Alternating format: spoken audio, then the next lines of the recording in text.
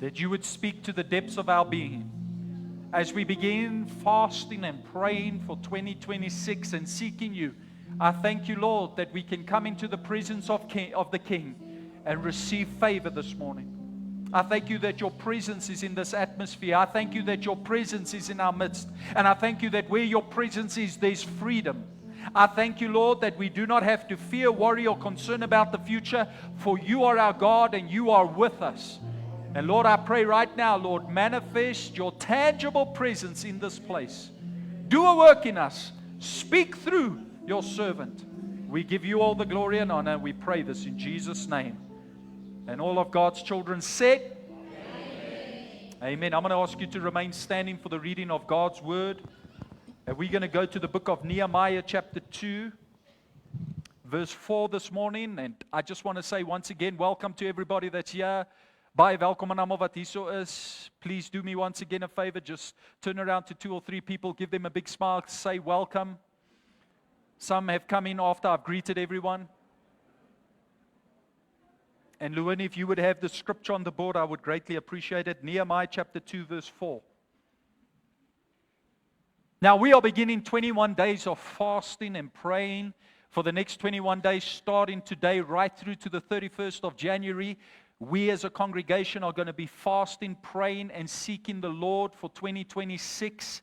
And I know so many of you are embarking on this fast with me. I am so grateful. I am so thankful. And I'm going to show you this morning how fasting provokes the favor of God. Who of you are with me? Who of you believe that it can bring favor? Amen. So many of us, we've skipped breakfast this morning. We have decided to start fasting. And I believe 2026 is going to be a year of supernatural breakthrough as we seek God. Can you say amen? Amen. Everybody say out loud, this is a year of breakthrough. And I will see the hand of God. Nehemiah chapter 2 verse 4, listen to what the Bible says. I'm going to read down to verse 9. The king, everybody say the king, said to me, what is it that you want? Then I prayed to the God of heaven and I answered the king, if it pleases the king, if your servant has found favor in his sight, let him send me to the city of Judah where my fathers are buried so that I can rebuild it. Then the king, with the queen sitting beside him, asked me, how long will your journey be? And when will you be back? And it pleased the king to send me, so I set a time. I also said to him, if it pleases the king, may I have letters to the governors of the Trans-Euphrates, so that they will provide me a safe conduct until I arrive in Judah. And may I have a letter to Asphar, keeper of the king's forest, so that he will give me timber to make beams for the gates of the citadel by the temple, and for the city wall, and for the residence I will occupy. And because the gracious hand of God was upon me, the king granted my request. So I went to the governors of the Trans-Euphrates and gave them the king's letters. And the king had also sent army officers and cavalry with me. Can you say amen to the word of God? Amen.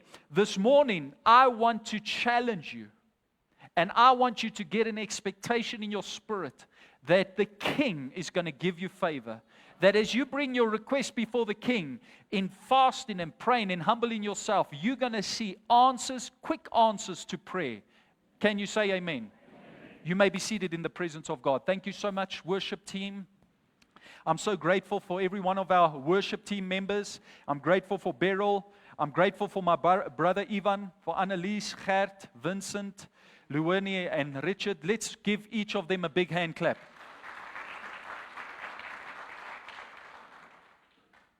I just want to quickly, Jan Lo, would you quickly come to the stage? Jan Lo loves the spotlight, so Jan Lo, come stand next to me, this handsome young man. Jan Lo has just recently joined the church, and we're so grateful that he's a part of the church. He's such a blessed man. He's got a passion for prayer, and he's got a passion for God's people. And Jan Lo has now taken charge of our info desk in front. Okay. So if there's information you need, if there's papers that you want to fill in, if there's anything you want to know about the congregation, this is the man to go to, okay? So he will be before services and after services at the info desk. But please, bug him a lot, keep him busy. He wants to be busy. He loves to conversate. He loves people. I know he's not smiling right now, but he's actually quite a friendly guy. Okay, he's a friendly guy. Okay, thank you, Jan Lo. Let's give him a big hand clap. So Jan Lo's going to be working together with the ushers. The ushers, they invite people, make everybody feel welcome. I'm so grateful for Jody and Lisa and the work that they're doing with the ushers team. And I'm grateful to everyone that works in the church. And Jan Lo, we are glad to have you on board. I just want to say I praise God for the miracle he did through Ivan. It was a supernatural miracle. We praise God for that. Come on, let's give the Lord a hand clap. Amen. Amen. Amen.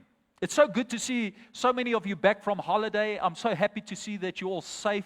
I'm so glad to see that you are refreshed and ready for the year. Who of you are ready for 2026? It's going to be a good year. I just want to say a very warm welcome to Jaapie and Antoinette's children that are here all the way from United States. Baie welkom julle. Although they stay in the United States, they can speak Afrikaans. So God bless you. Ons is bly julle is hier en mag die Here julle ryklik seën.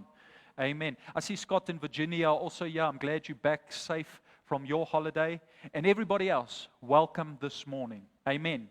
As I have said, we are starting 21 days of fasting and praying where we are seeking the Lord. Now, I just want to quickly tell you how it's going to work. For the next 21 days, what we are going to be doing is we are going to be setting food aside. And where we would actually eat, we're going to be spending time praying. And we're going to be spending time seeking the Lord for 21 days. Now, there are many of you that are fasting with me. There are many of you that are fasting with the congregation. And I want to keep you encouraged on your fast. Tonight, we are starting at 5 o'clock with teaching around fasting because I want you to be equipped. I want you to have revelation around fasting, why it's important to fast. And tonight, for an hour long, I'm going to be teaching you about the 7 essential things you need to know about fasting as a believer. And you don't want to miss it. We will be broadcasting live off from Facebook. We are actually broadcasting right now. And welcome to our audience that is watching us. We've got so many people that watch us. We hit over 1,000 views last week with one of our broadcasts. And we keep going over 1,000 views. Come on, let's give the Lord a hand clap for that. So that tells me our online audience is greater than our in-house audience. But nonetheless, we praise God for every person that can receive the word, be encouraged in the word. We worship God for that. Amen. So we are going to be fasting for 21 days. Now, you might say to me, Pastor, you're fasting. Come on, 21 days. That's such a long time. Why do we have to do it so long? Well, throughout Scripture, whenever a people, I say a people, went on a corporate fast where they fasted together for anything they were trusting God for, and it was an extended fast, there was always supernatural, miracle-working power that was released from heaven over the nation, over the city, over the people. I want to remind you, the Bible says that in the book of Jonah, that the city of Nineveh was going to come under the judgment of God. And they were a wicked and pagan people. Yet when they heard that they were going to come under judgment, the Bible says they humbled themselves by praying and fasting for 40 days long. And nobody ate anything for 40 days. Even the king of Nineveh, he put sackcloth and ashes on his head, and he did not eat anything for 40 days. I mean, think about that. The Bible doesn't just say it was the king and his government. It doesn't just say it was the government, but also the people. And not just the people, but also the children. Now, you're serious about fasting if even the children can't eat. And even the animals could not eat for 40 days long. You can just imagine the weight loss that took place in that city. And there was God, and he saw the fasting and the humbling of this pagan and wicked city, and he spared them judgment as a result. Think about that. They were spared judgment just because they fasted and prayed and wept before God. Now, who of you know judgment is coming upon the earth? Wie van julle weet, hier kom groot oordeel op die aarde. You know, if you read the book of Revelation, it's as if it's playing out right now over our newsreels. We are seeing a manifestation of prophecy right on social media. And Jesus said in the last days, there are going to be kingdoms that are going to rise up against kingdoms. Nation is going to rise up against nation. There is going to be a shaking that's going to take place. And I believe over the next few years, not that I believe, it's my conviction, it's just something in my spirit. The world as we know it is never going to be the same again. There is coming a shaking upon this earth. And I believe we as God's people more than ever should seek the Lord, should cry out to God.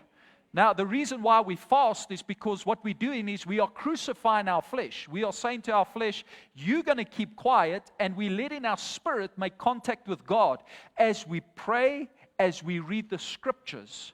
Now, if you are anything like me, I love to eat. Ek like om te eet. Ek weet jy kan dit sien. I love to eat. I love to eat.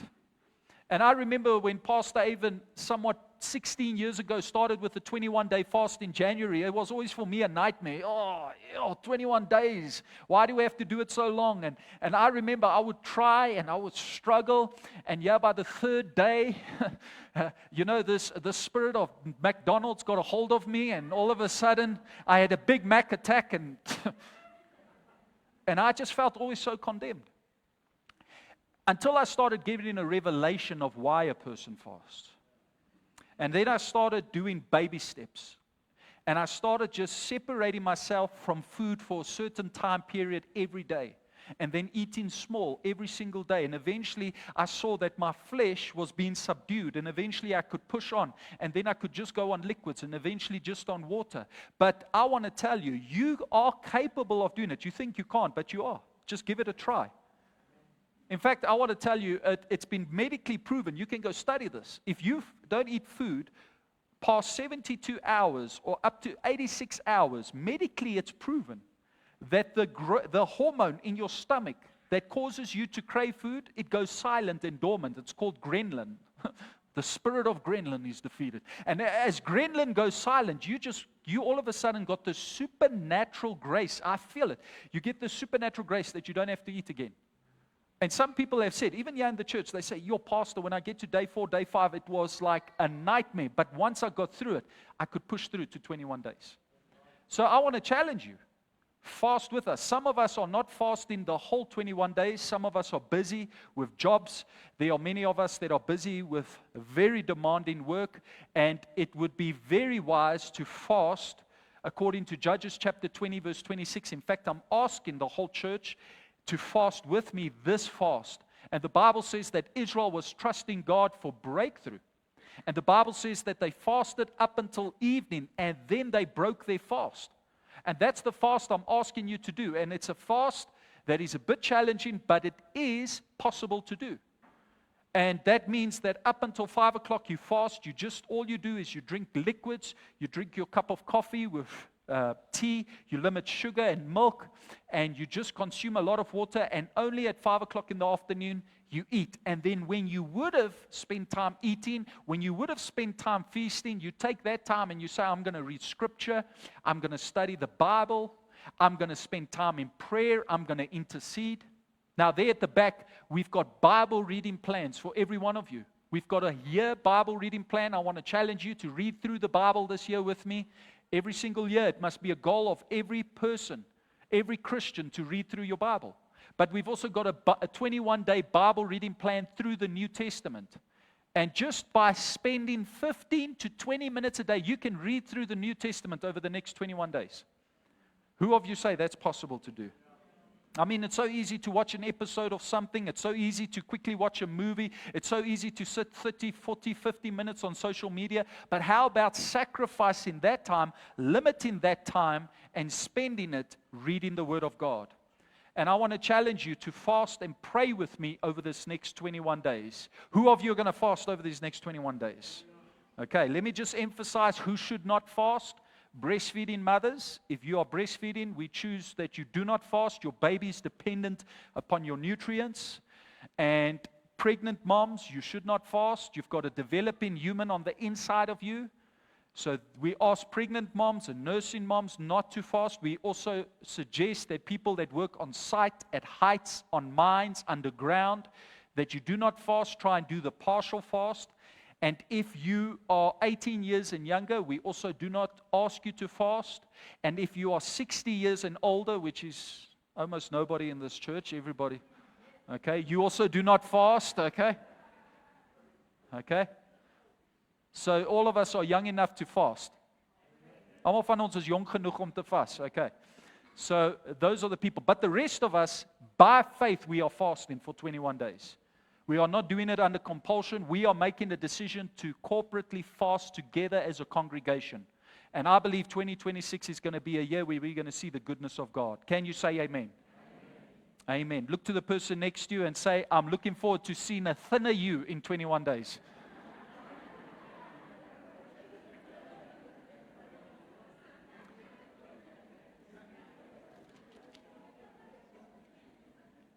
I just want to go back to Nehemiah chapter 2.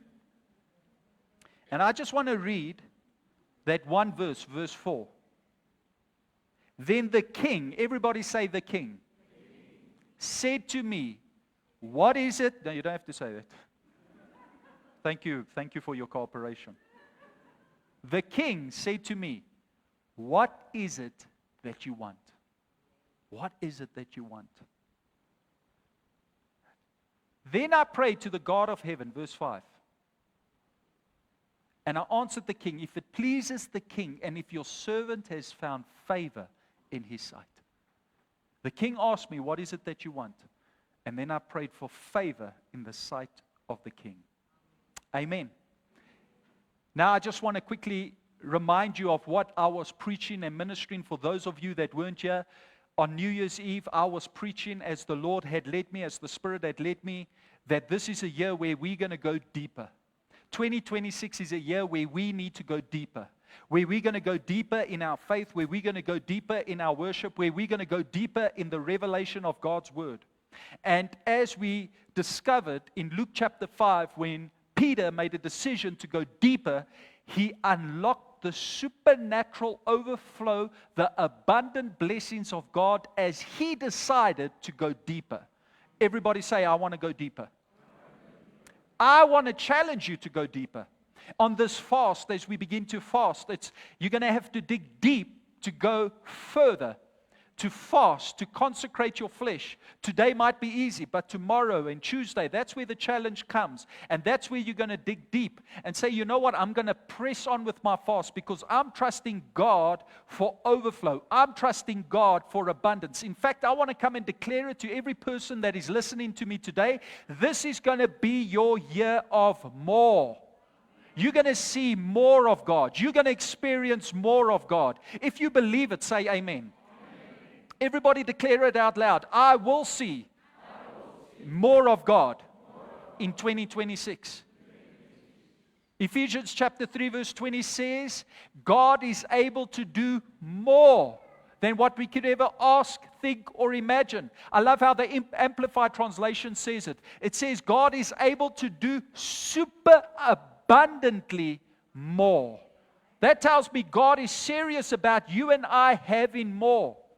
God is serious about us experiencing more. God is serious about you advancing. God is serious about you increasing. More doesn't sound less. More sounds like it's more blessed.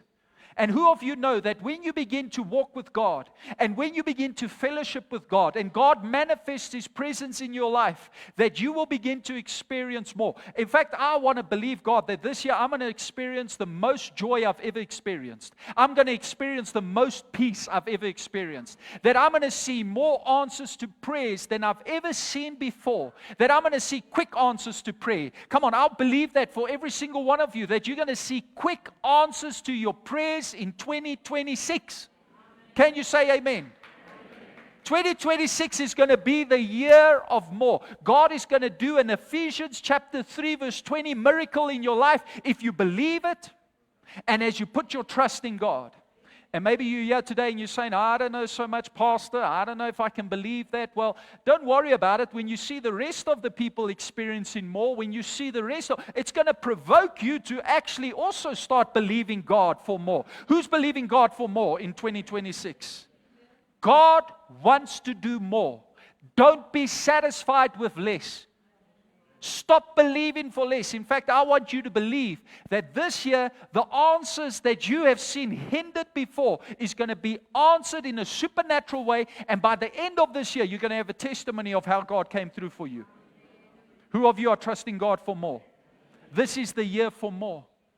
In fact, we are taking very serious Matthew chapter 6, verse 33. I told you this last week. I say it again. I'm going to emphasize it over these 21 days. That Jesus himself said, he was speaking, in fact, in Matthew chapter 6, he was speaking about how we as believers should not be like the heathens, the Gentiles. What is a heathen? What's a Gentile? It's an unbeliever. It's somebody that lives void of God. And he says the Gentiles and the heathens, they worry about what they wear, they worry about what they eat. Normal human concerns. He says, but you are not like the Gentiles, because you've got a Father in heaven, and your Father loves you, and your Father sees you. And he says, don't be like the unbelievers. Don't be like people that don't have a covenant with God. Who of you know we've got a covenant with God in heaven? And the covenant we've got in the New Testament is greater than the covenant we had in the Old Testament. And in the Old Testament, under the Old Covenant, the nation of Israel experienced the supernatural power of God when they sought God. But in the New Testament, how much greater is the blessings that we can experience as we seek God in 2026? And he said, don't be like the unbelievers. Don't be like those people. But do this. Seek first. Everybody say, seek first. The kingdom of God and His righteousness, and all these things, what you wear, what you eat, will be given unto you. In other words, if you could just seek God, that's what we do in January. We are saying we are seeking God right at the beginning of the year. We are consecrating this month. We are separating from food, and we are choosing to pray and spend time in the scriptures. And as we do that, we believe that blessings, provision, overflow is going to follow us. There are two types of Christians in the church. There are those that pray for blessings, and there are those that experience blessings following them wherever they go. And I believe you are the second type. As you position yourself by seeking God first, you're going to see how blessings chase you down and overtake you. Can you say amen? In fact, Jesus goes further in Matthew chapter 6, verse 34, and He says, do not worry about tomorrow, for tomorrow will take care of itself. I wonder, what are you worried about? I wonder, what are you concerned about? I wonder what's burdening you today. I wonder, what concern have you carried into this church? I've come to tell you, seek God first. He will take care of your tomorrow. We can have confidence in the God of heaven that He will take care of us. Why? Because He's in our tomorrow. He's the Alpha and Omega. He's the beginning and the end. He's the first and the last. He is our God. Who of you believe God's going to take care of you in 2026? As you seek God first, you're going to see the hand of God like never before. You know, this is my prayer. It's my heart cry. I'm just sharing my heart with you, okay? And I've got this heart cry that I want God's presence more and more. Ek wil meer van die Here se teenwoordigheid ervaar. Just remember, fasting is not so that we can look good. It's so that we can experience more of Him. It's us subduing ourselves, surrendering ourselves so that God can manifest His presence in our lives. And what we are actually saying as we are crying out to God, as we are praying, as we are seeking God, we are saying like Moses in Exodus chapter 33, verse 15, when God spoke to him and He said, I'm not going to lead these people anymore. Moses, you take the people and go. I am pulling out. I'm not going to go with you anymore on this trip. And Moses said to God, if your presence does not go with us, do not send us up from here. En wat ons besig is om nou te sê, om die Here se aangesig te soek vir die nuwe jaar, as U teenwoordigheid nie met ons is nie, ons gaan nêrens nie. If your presence does not go with us, we don't want to do anything. We don't want to go anywhere. Why? Because we are dependent upon You, God. We are dependent upon You.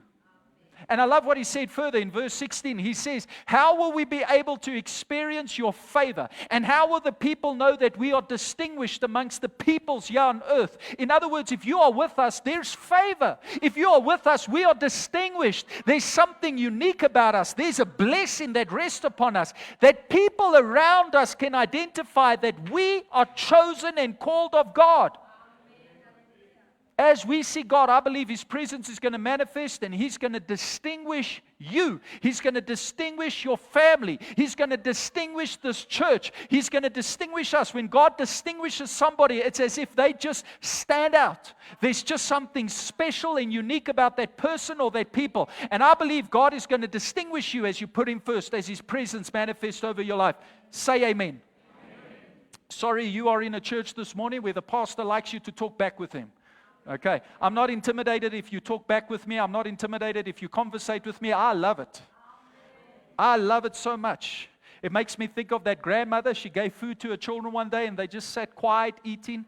And then she got a little bit upset and she said, do you like the food? And they said, yes, we do, Mom. And she said, then why don't I hear anything coming out of your mouth?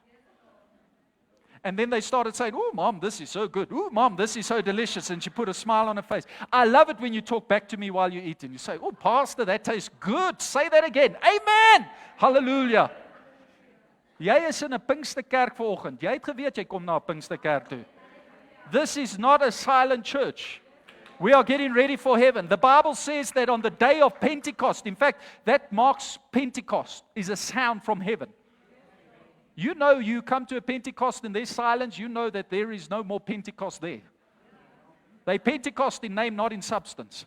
Okay, there's got to be some volume, there's got to be some excitement in your spirit. Are you excited to be in church this morning? Wie van julle is opgewonde om hier te wees vanoggend?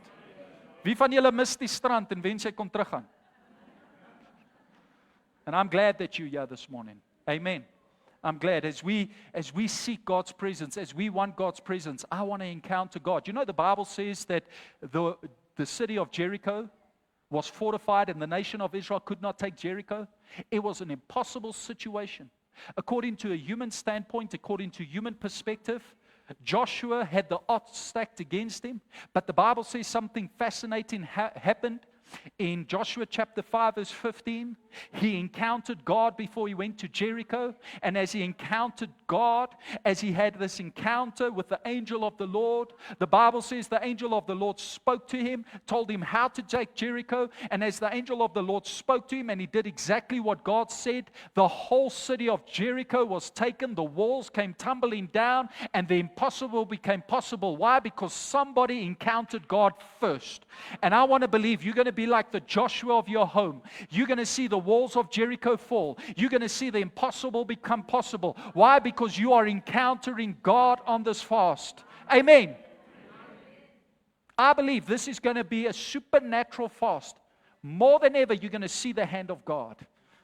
Amen.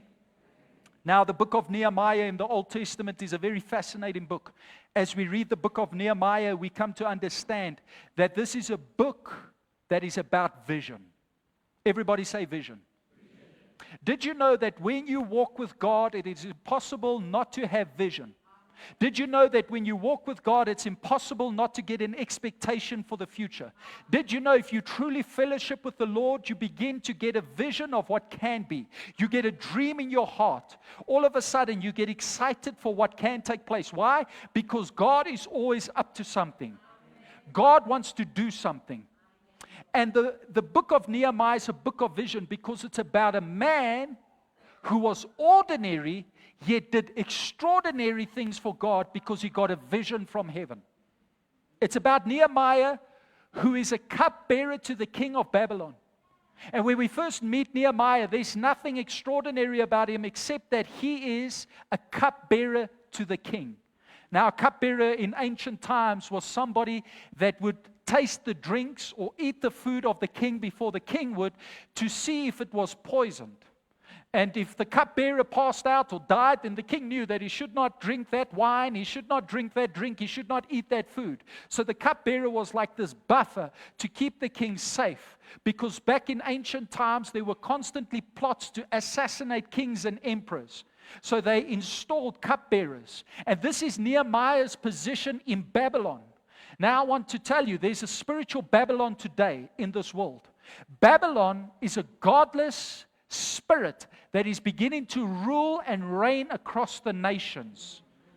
But even though he was in Babylon, even though he was a foreigner in a foreign land, an ordinary man, God put a vision in his heart of what can be. And as a result of getting this vision, as a result of getting a dream from God, he became a change agent. And he began to bring forth change and to change the circumstances around him. Why? Because he ran with the vision that God planted in his heart. What am I saying this morning? God has got a vision for you. God has got a vision for your home. God has got a vision for your children. God has got a vision for your grandchildren. Die Here het 'n droom vir jou. Die Here het iets in store vir jou. Het jy die plan van God ontdek vir die nuwe jaar? Sad to say, when you meet so many precious children of God and you ask them, are you excited about this year? Because I'm excited. I don't know if you can see it. I'm so excited. It's going to be a good year. And while I'm excited about the year, I always say, like in this last week, man, it's going to be a good year. Are you excited about this year? And a few times I hear, I just hope it's not like 2025. I just hope it's a better year than last year. I just hope I don't have a repeat of what took place last year. And I've come to tell you, you know what? Forget about last year. Forget about the things that were. Press on to the things that are. God has got better in store. Get excited. Ons moet opgewonde raak. You know, when you really experience God, He's going to put something in your heart that's going to challenge you to believe Him for more. Who of you want to see change in your life? Kom ek vra so, wie van julle is tevrede met wat jy nou ervaar en beleef? None of us. None of us. There's not one hand that went up in this place. None of us should ever be content with the status quo. None of us should never settle for the status quo. And Nehemiah was a man that did not settle for the status quo. Why? Because God put a download in his spirit. He got a notification in his mind. God wants you to do this. And with all the passion that he had, he ran for it. Do you know in the book of Nehemiah, there is no supernatural miracle that takes place? None. There's no supernatural miracle. But we see God work on behalf of Nehemiah. Why? Because he's a man of prayer. He's a man of prayer. And because he's a man of prayer, he gets a vision. I want to quickly remind you of what Habakkuk chapter 2, verse 2 to 3 says. Listen to this. Habakkuk chapter 2, verse 2. Write the vision on tablets. Write the vision on tablets. Why does God say that? Because when God gives you a vision, when God gives you a dream, it's always going to be bigger than you. It's always going to outlive you. And you're always going to have to need an act of God for it to come to pass. And I just want to say, God has got a dream over your business. God has got a dream over your children. God has got a dream for you. There's businessmen and women sitting here this morning, and you don't know how you're going to get through 2026, and you don't know where the contracts are going to come from, and you don't know how the clients are going to come. But I want to tell you, if God begins to speak to you in a supernatural way as you seek Him, I want to tell you it's going to be bigger than what you could ever imagine. So much so, you've got to write it down so that somebody else can see, wow, this is what God was doing in his life. This is what God was doing in her life. And God says further, He says in verse 3, it is for an appointed time. Do not become discouraged. Don't allow it to discourage you because it's delayed, because there's an hour, there's a day, there's a minute when it's going to come to fulfillment. Who of you believe the promise of God is going to come to fulfillment over your life? I want to believe that 2026, you're going to see prophetic fulfillment like never before. You're going to see what you've been dreaming, what you've been hoping for manifest.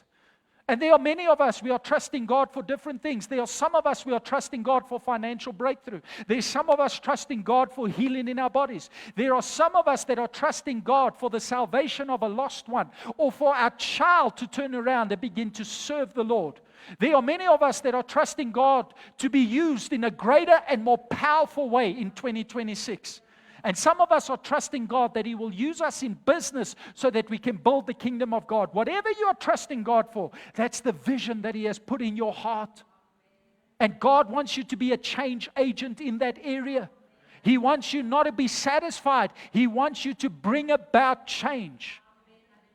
Now in Nehemiah, the Bible says in Nehemiah chapter 1 verse 2, that one day Nehemiah was in Babylon, thousands of kilometers away from Israel, thousands of kilometers away from Jerusalem. And the Bible says that one day there were people that came from Israel while he's in this foreign land. And he saw this brother come to him, Havilah. And the Bible says that he spoke to Havilah. And he said to him, how is it going down there in Israel? How are the citizens in Israel? Just to give you some context, I won't be long with it. The Bible says, if you study the scriptures, the historical context, you understand that the Babylonians came into Judah, destroyed the nation of Judah, destroyed the city of Jerusalem, broke down the walls and burnt the gates, and took a lot of Israelites and Jews captives back to Babylon. But about several years, hundreds of years before Nehemiah, we read about Nehemiah, the king of Babylon released a lot of Jews to go back to Jerusalem. And in the book of Nehemiah, there's somewhat 50,000 Jews in Jerusalem. And now these Jews are living in Jerusalem. And Nehemiah wants to know, how is it going with them? How is their welfare? What is taking place? And this brother speaks to Nehemiah and he says to him, it's not going well. It's really not going well. The walls are destroyed. The gates are still burnt. And the people are being afflicted and they are reproached. The Bible says they were in great trouble and disgraced. Hulle het geleef en hulle was vervolg. You see, in biblical times, if you lived in a city or in a town, it was important that you had walls around the city. It was important that you had walls around the town. Because walls spoke about security, safety, and protection. And if you did not have walls, you were then vulnerable to hostile neighbors, to surrounding warlords, to cartels that would come in and take an advantage of the citizens, and they would begin to spread crime and corruption. So here's the city of Jerusalem. Their infrastructure is crumbling, and there's crime and corruption everywhere, and the citizens are helpless, and they are being afflicted. You can imagine there was murder. You can imagine there was rape. You can imagine there was a lot of trouble taking place in Jerusalem. And Nehemiah, when he hears this, the Bible says in verse 4 that his heart broke. In verse 4, he heard these things, he broke down and wept, and he cried. Why? Because it broke his heart. He saw the need, and his heart was broken. Now, I want to tell you, every single one of us have got a need. Elke een van ons het 'n behoefte. Every person under the sound of my voice has got a need. And I just want to say, if you can see the need, that's what you've got to trust God for breakthrough in 2026. I like to say this, ministry is born out of a need. There can never be ministry if there's not first a need. When God called me to ministry, there was a need. This church needed a pastor. This church needed a shepherd. And the need propelled me into my calling. And I want to tell you, if you can see the need, God is calling you to meet that need. You might feel inadequate, you might not feel qualified, you might not feel capable, but I'm telling you, if you can see it, you are called to it. If you can see the need in your family, God is calling you to meet that need. If you can see the need in the community, God is calling you to meet that need. If you can see the need in the church, God is calling you to meet that need. You know, as a pastor sometimes, it amazes me how people will come to me and say, Pastor, haven't you noticed the church needs this? And then I say, no, I haven't really noticed. But thank you for showing me. Because you've just identified the need, and that tells me God showed you something that I didn't necessarily see. So you are called to meet that need. Congratulations, you are appointed. Meet the need. If you can see it, God is calling you to it. Die Here roep jou. Who of you need to see your family changed? Jy is geroep om in te tree vir hulle. You are called to be their intercessor. God is appointing you to be their intercessor. And you can choose. You can walk around complaining about the need all day long, or you can say, Lord, how do you want to use me? What do you want to do? Empower me? Lord, use me. A while back, a precious brother of mine, whom I love very dearly, not here in this church, he phoned me one morning. He said, Pastor, I need you to come out to my company here in Secunda. They've asked me to open up in prayer, and I need you to come and preach for me. And I said, my brother, why don't you preach? They asked you to pray. He says, I'm not qualified like you. I didn't study like you. Man, I didn't go to Bible school like you. And I just don't feel good enough. And I said to him, number one, brother, I can't make it. I do apologize. I wish I could. But number two, God called you to preach and minister to them this morning. And if God called you, that means even if I show up, it's not what they need you. But what am I going to say? I said, let the Holy Spirit lead you. When I don't know what to do, I say, Holy Spirit, lead me. You know, I don't know how I'm going to get through this year. I don't know how I'm going to meet every month's budget. I don't know how I'm going to make it to the end of the month. I don't know how we're going to do it. But one thing I do know is as I trust the Holy Spirit, He will show me. Ek weet nie van jou nie, maar ek moet vertrou op die Heilige Gees en jy dieselfde. If you can see it, God is calling you to it. And Nehemiah saw the need. And the need became a burden. It became a burden, I like to say a holy burden. God allowed it to burden his heart. And I wonder what burden are you carrying this morning? I wonder what is burdening you. I wonder what is frustrating you. I wonder what is irritating you. It is time to change it. It's time to trust God to intervene. It's time to trust that God will show up and show out in that situation. Can you say amen? Wat is daai vrag wat jy dra? What is that holy burden that you are carrying? And Nehemiah had a burden that the people cannot suffer like this. God's people cannot be disgraced like this. They are God's people. They belong to Jehovah. They belong to the God of Israel. And God has got a plan for them. And I refuse that they live like this. I want to see change. I want to see God's hand move. I want to see a miracle take place. Who of you are saying, I'm ready to give my burden to the Lord and see God move? So what did he do? Just remember, just think with me for a moment. Nehemiah, when we read of him, he's not a king. Nehemiah is not a military commander. Nehemiah is not a priest or a prophet. Nehemiah is not a patriarch. Nehemiah is not any one of those wonderful titles that so many great heroes of faith have in the Bible. He is a cupbearer, a servant to the king. He's a servant to the king. A nobody, an ordinary man. He is limited in resources. He's limited in influence. He's limited in what he can do. He's limited in what he can say. He's got a limitation, but the dream in his heart is greater than the circumstances that he's in. Just listen to me right now. Listen to me. Every one of us are limited in a way. It's a good thing. Dis 'n goeie ding. Wys my 'n man of 'n vrou van God wat iets ooit bereik het van God, wat nie gevoel hulle is beperk toe hulle begin het. It makes me think of Moses. God says, go and set my people free. Tell Pharaoh to let my people go. And he said, Lord, I can't. I stutter. And the Lord got angry and said, who made your mouth? In other words, stop with your excuses. Bump the person next to you and say, stop with your excuses.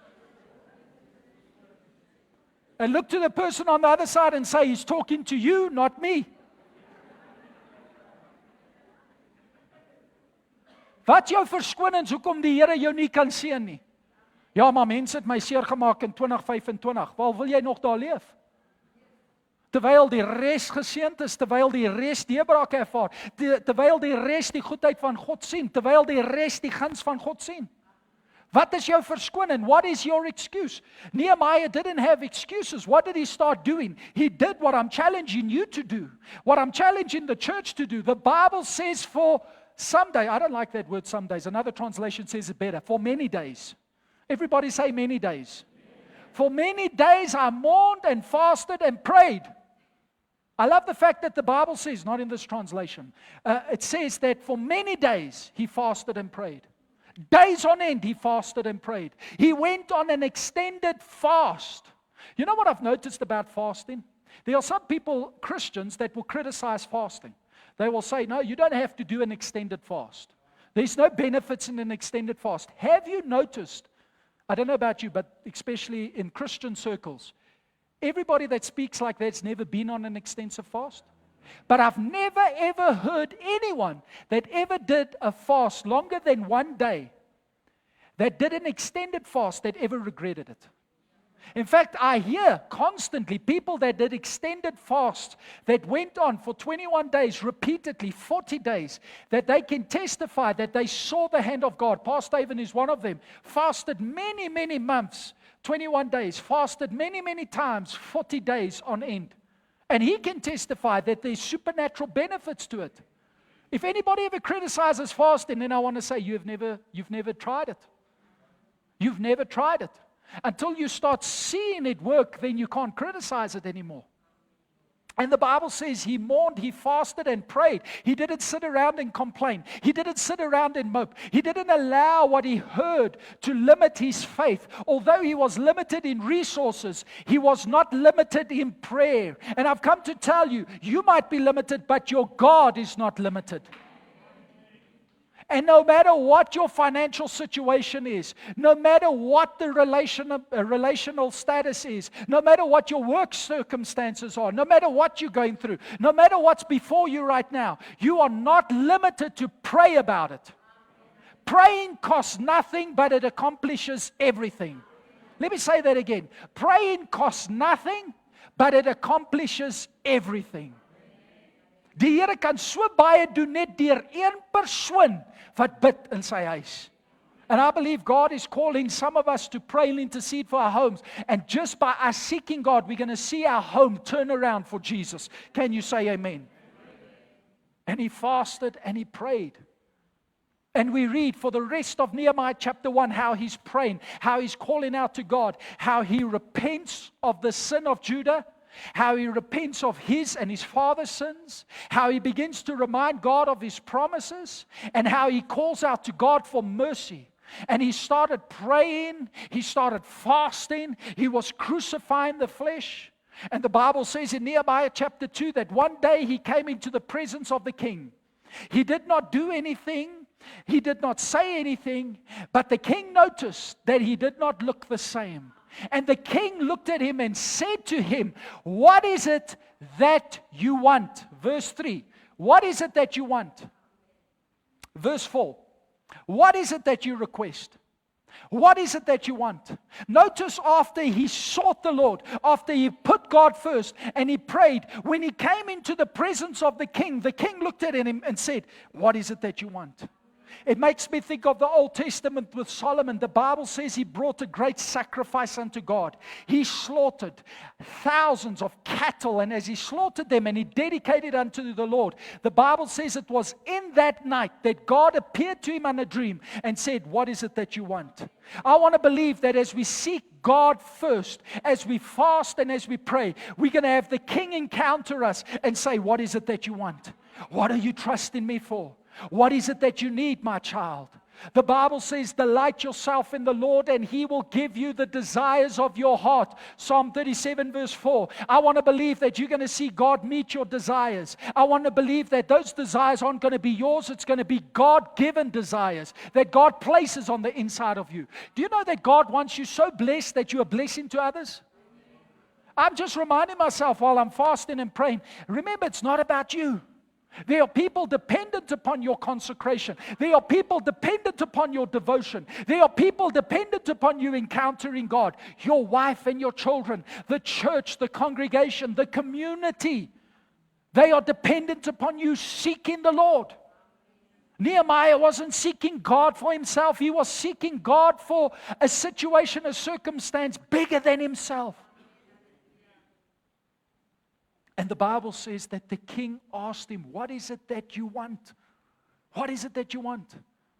He received favor from the king. I want to tell you, I have seen it over and over. I can see and testify about some of you in the church this morning. Over the last 5 or 6 years, as we've been fasting every year, 21 days, I can already see how God has favored so many of you. There are some of us that have testimonies of how God just came through for us and gave us breakthrough. There are some of us that have got testimonies of literally financial breakthrough, debt cancellation. There are others that have got testimonies of how God healed them in their bodies. There are some that have got testimonies of how God encountered them and their spiritual lives were never the same again. And all of a sudden, where they were struggling to pray before, when they went on the fast, all of a sudden now they've got a more powerful prayer life. Where did it start? By seeking the Lord, by seeking God first. You're going to receive favor. Get ready for favor. Who of you are ready for favor? I want to give you the biblical definition of favor. Listen to what I'm saying. I want to give you the biblical definition of favor. The biblical definition of favor is the tangible approval upon a person's life. Another way of saying it, it's the tangible evidence that rests upon a person's life. 'n Mens kan kyk na jou en sien, die Here seën jou, die Here is met jou. Dit getuig. Who of you want to be a walking testimony? You don't even have to say anything. People just look at you and say, wow, that is God's child right there. He's so blessed. She's so blessed. I want what they've got. I want what they have. I want to be a walking testimony for God. I want to be a walking testimony for the kingdom of heaven. That when people look at me, the world that is going crazy and chaotic and living in darkness, that when they look at me, they see the light within me and they say, man, I want what you've got. You're busy smiling while everybody's weeping. You've got peace while everybody's in turmoil. You've got a joy while everybody's disturbed. I want what you've got.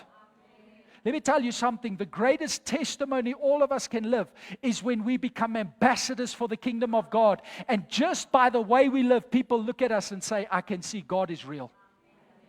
You know, that was Abraham's testimony constantly. Even the heathens around him in the land of Canaan constantly testified, we can see that God is with you. Even Laban had to admit to Jacob, his son-in-law, the father-in-law had to admit to the son-in-law. You know, that was tough. He said to him, look, I admit God is with you. I've seen the blessing of God upon you. You know you are blessed when your in-laws even have to start confessing that God is blessing you. That's a crazy kind of blessing when your mother-in-law and your father-in-law come to you and say, oh, yeah, you know, we don't really like you, but we got to admit, God is with you.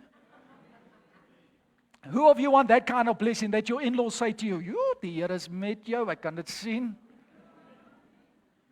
It's evidence of the approval of God upon a person's life. The Bible says in Proverbs chapter 8 verse 35 that when you seek God, you find favor. I just want to tell you, you got to expect the favor of God. You got to expect that God's favor is going to manifest over your life as you seek the Lord in 2026. Wie van julle verwag die guns van God? Who of you are expecting the favor of God? And you know, when the favor of God shows up in your life, people start liking you. They don't know why they like you. They really don't know why they like you. They just like you to like you. Just a small testimony. You know, me and my wife, we've been fasting already and we've been praying and crying out to God. And yesterday morning after we both spent time in prayer, I said to my wife, listen, let us not make food this morning because we're not eating.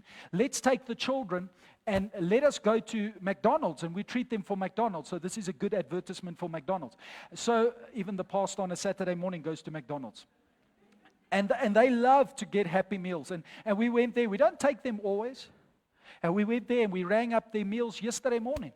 And while we rang up the meals, the manager came and he said, sir, would you mind please paying at the till?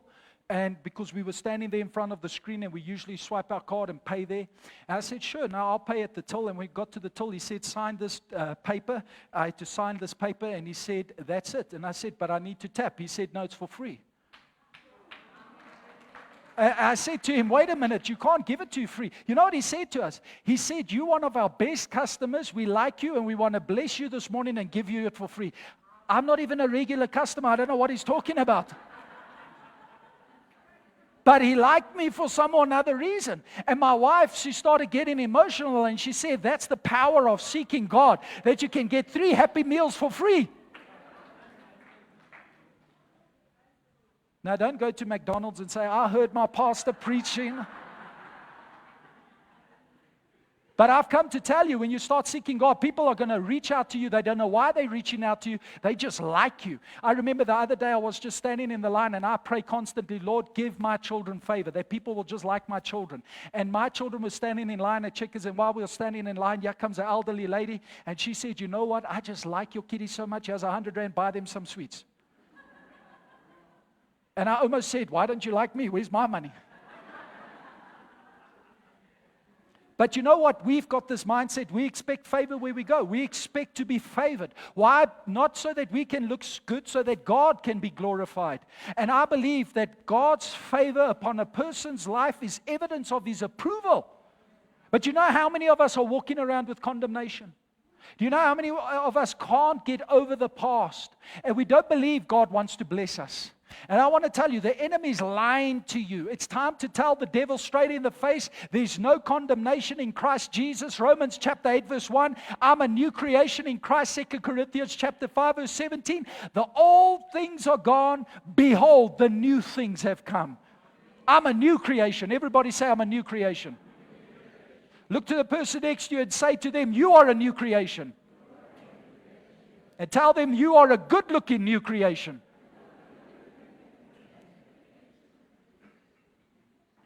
You know, the Bible says in 2 Chronicles chapter 16 verse 9 that the eyes of the Lord are running to and fro throughout the earth.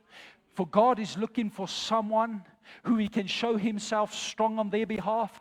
Die Here is besig om te soek vanoggend, wie kan ek gebruik in hierdie kerk? Wie kan ek gebruik in die teksgebied? Wie kan ek gebruik in die wandersekonde? Who can I use in this area for my glory? God is looking for somebody to use in your home. God is looking for somebody to use in your family. And I wonder if you are a candidate for God to be used. As you seek God, you're going to catch heaven's attention. As you seek God, you're going to experience God beginning to shine His light upon your life, and you are favored. Can you say amen? Amen. Amen. So moms, please start praying for those babies. Say, oh, I pray the favor of God upon this baby. Amen. Now there are three things that begin to happen as you start fasting and praying and seeking God. I'm going to give you quickly these three things. And then I want to pray for you as a church. I want to pray that as you fast and as you seek God, you're going to see quick answers. Nehemiah experienced three things that broke loose over his life. Like I said, although he was limited in resources, although he was limited in influence, as a result of seeking God, three things came. And I've come to tell you prophetically, these three things are going to come as you seek God. Not because I say it, but because it's in the Scripture. The Bible says, and I want to remind you what the Scripture says, that the king granted him his request. And Nehemiah chapter 2 verse 7 says, you can read it, I'm not going to go in detail, that the king gave him letters to pass through the provinces of Babylon all the way to Judah. The first thing that you're going to see begin to manifest over your life as you seek God is God's going to give you permission. Everybody say permission. Toestemming. What is permission? Access. What is permission? Divine connections. What is permission? Open doors.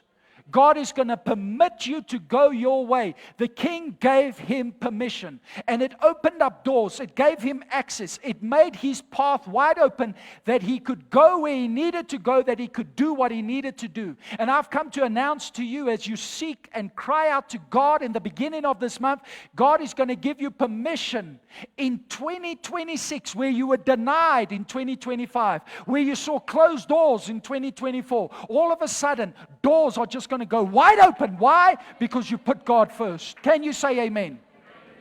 Revelation chapter 3 verse 8. I see that you've got little strength, but you've not denied my name. So I'll put a door before you that is wide open that no man can shut. I'm going to give you permission. I'm going to give you access. What would take you usually 2 to 3 years, even 10 years to do in your own strength, I'm going to accelerate you into your destiny. God gives permission to those. He gives you permission. The devil can't deny you when God gives you permission. When the doctor denies you, God's going to say, I'm giving you permission to fall pregnant.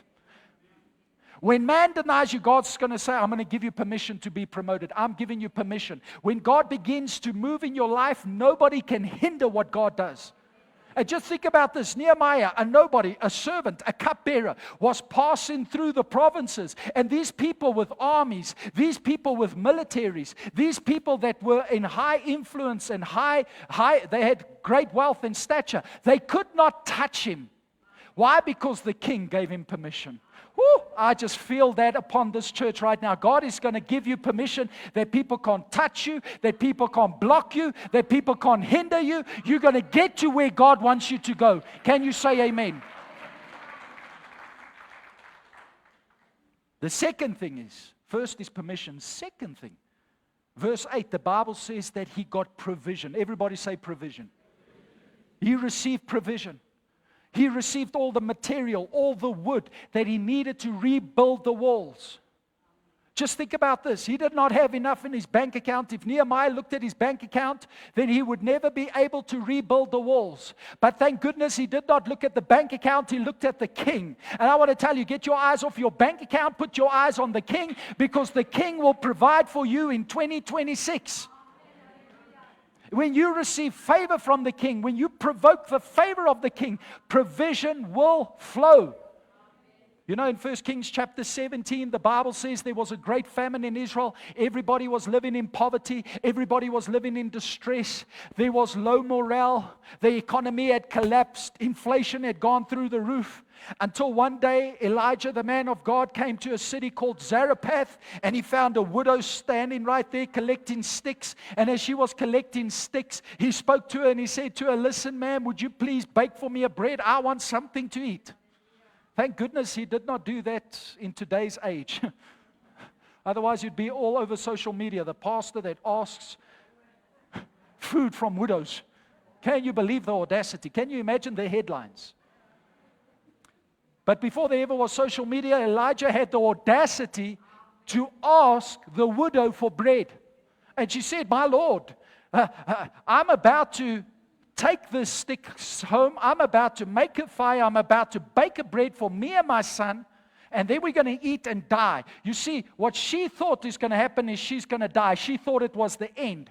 And Elijah said to her, no. Bake for me first. Give to me first. And then you eat what you want afterwards. Put me first. And the Bible says he gave her a word from the Lord. 1 Kings chapter 17 verse 14. He said, for this is what the God of Israel says. The jar of flour will not be used up and the jug of oil will not run dry until the day of the Lord he gives rain upon the land. What am I saying with all of this? I've come to tell you, as you put God first, like Elijah told the widow, your flour tin will not go empty and your oil jar will not run dry.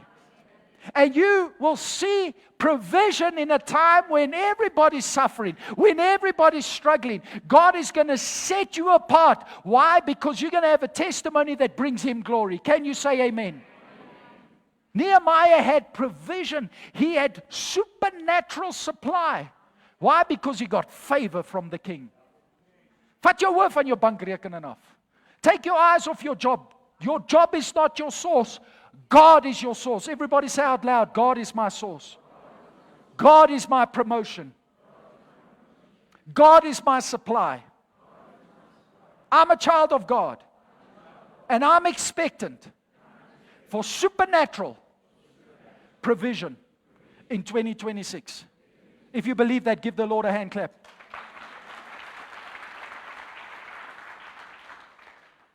And finally, first, three things that happen when you seek God in fasting and praying. You put him first. Number one, he gives you permission. Number two, he gives you provision. The third thing, I love this.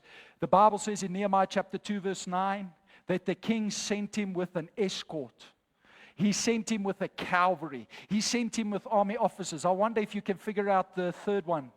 Protection. Hallelujah. We've got some anointed people here. You are on the same wavelength as me. Amen. And he got protection, divine protection. Why? because he sought the king and he sought the favor of the king, and the king granted his request, and all of a sudden he's got protection.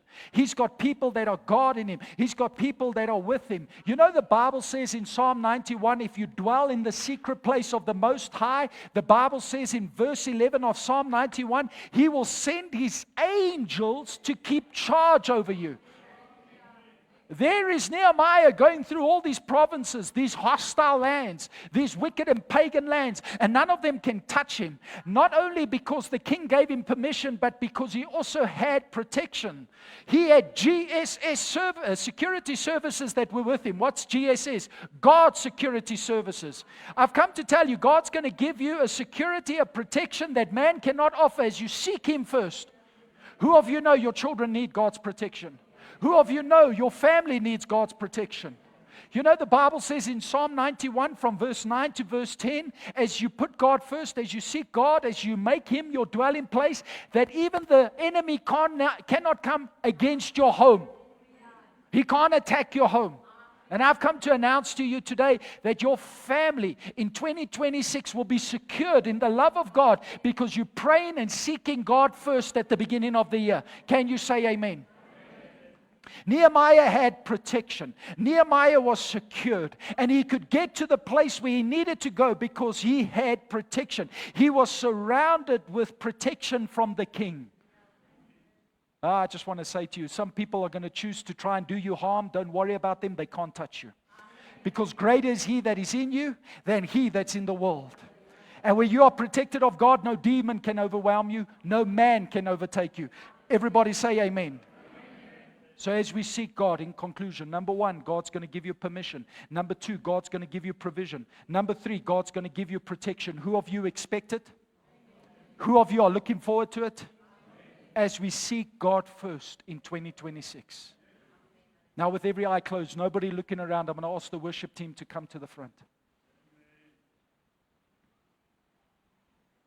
I want you this morning, this is my heart cry. I want you right at the start of this year to come into contact with God. I know you are a Christian. I know you are a believer. I know that you have prayed, and I know that you read your Bible. I know all these things, but it's time to go deeper to experience more of God. It's time to get dissatisfied with where you are and to say, you know what? I want to seek the King. I want the King of Kings to show up in my life. I want to honor the King of Kings. And this morning, every person under the sound of my voice, I pray that the Holy Spirit would minister to you. In fact, as I was preaching, as I was teaching, there's many of you, I can see it in your face. Something is being awakened on the inside of you. Ek kan dit sien in baie van julle gesigte. Iets begin opstaan aan die binnekant. I can see how God is ministering to you. I can see how you are being provoked to destiny. I can see how you are not happy with where you are, and it's time to go for more. And this morning, like Nehemiah, you might just be a servant. You might not have nothing. You might not be nothing. Maybe just an ordinary person. Just you feel like you're facing the crowd. But God is coming and speaking to you today. And He's saying, if you will put me first, if you will seek me, then in 2026, I'm going to give you favor. You're going to see me give you permission. You're going to see me give you provision. You're going to see me give you protection. You're going to experience the favor of the King in 2026. And I don't know this morning every person's need, and I don't know every person's burden, but what I do know is I know your God, and He's with you this morning. This morning I want to pray for you that as you begin to fast today, as you begin to pray, that you will experience God. Now, if you are here today and you say, Pastor, I want to experience God more than ever, and I want you to pray for me. I want you right now to stand to your feet. Right now, there where you are.